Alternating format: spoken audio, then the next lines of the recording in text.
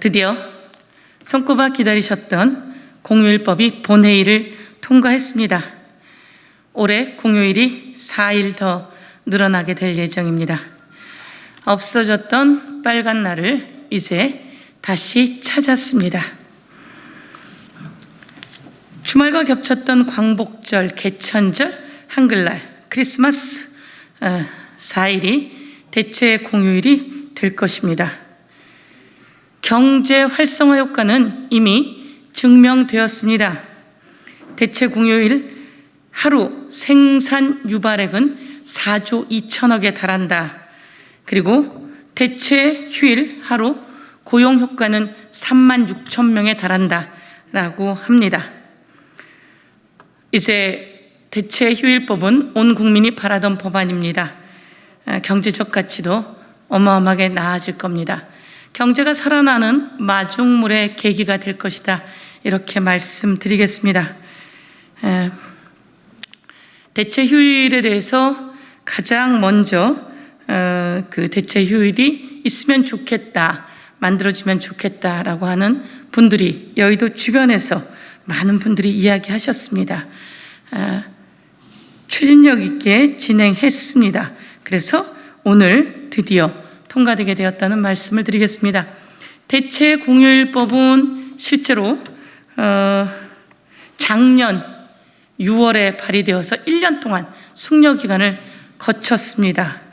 그리고 본격적으로 올해 6월 논의되기 시작되었다라고 하는 말씀도 드리겠습니다.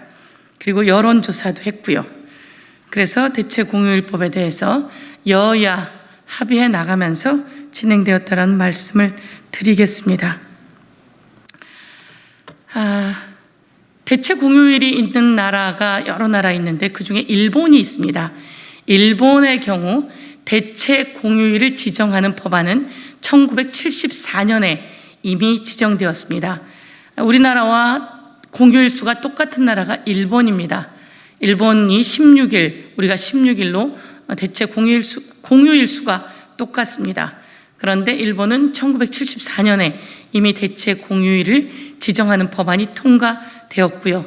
그런데 일본과 우리나라의 노동 시간을 비교해 보면 일본보다 하루 8시간 노동한다라고 할 때 우리가 약 320시간 정도 더 하는 통계가 나와 있습니다. 날짜로 치면 약 40일 정도 더 많다고 합니다. 그래서 공휴일은 생산력을 더욱더 증대시키는 중요한 휴일이다라고 하는 말씀을 드리면서 생산력도 증대시키고 역량도 강화시키고 경제적인 효과도 드높일 수 있는 그런 날이다, 이렇게 말씀드리면서 이번 공휴일을 통과로 우리 국민 여러분이 코로나로 지친 몸과 마음을 재충전하는 시간을 가지며 경제도 살아나는 마중물이 되기를 바란다, 이렇게 말씀드릴 수 있을 것 같습니다. 다시 한번 말씀드리면 대체 공휴일은 코로나로 지친 우리 국민이 휴식과 위로를 가지고 다시 역량을 강화할 수 있는 활력소가 될 수 있을 것이다 생각하고 대한민국의 경제도 살아나는 마중물이 될 것이다, 이렇게 말씀드리겠습니다. 5인 미만의 사업장에 계신 분들을 차별하거나 제외시키기 위한 것이 아닙니다. 이제 이렇게 먼저 한 걸음 가고 5인 미만 사업장의 노동자와 많은 분들에게도 확대될 수 있게 이제 논의를 시작해 나가야 된다, 이렇게 말씀드릴 수 있을 것 같습니다. 이것을 계기로 여행업, 그리고 숙박업, 관광업, 음식점 등 그동안 침체 위기에 있었던 우리 자영업자들이 살아날 수 있는 계기가 되길 소원하겠습니다. 국민 여러분, 이제 더 많은 사람들이 대체 휴일을 가지면서 더욱더 한 단계 도약할 수 있도록 힘을 모아주시길 당부드리겠습니다. 예, 드디어 올해 공휴일 4일이 더 늘어난다고 하는 말씀을 드립니다.